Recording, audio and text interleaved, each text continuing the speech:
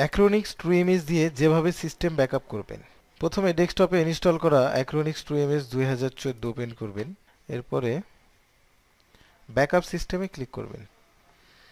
যে ড্রাইভে Windows install করা আছে সেটা ব্যাকআপ করার জন্য লোকাল ডিস্ক সি সিলেক্ট করবেন। এরপরে ডান পাশ থেকে ডেস্টিনেশন মানে যে ফোল্ডারে বা যে ড্রাইভে আপনি ব্যাকআপটা সংরক্ষণ করতে চান সেই ড্রাইভে যাবেন। আমি জি ড্রাইভে সেভ করব। আমি জি ড্রাইভে ব্যাকআপের নাম দিলাম যে উইন্ডোজ 8 ব্যাকআপ। এরপর ওকে বাটনে ক্লিক করব। ক্লিক করার পরে ব্যাকআপ সিস্টেম নাও ক্লিক করি, তাহলে ব্যাকআপ প্রসেস স্টার্ট হয়ে যাবে।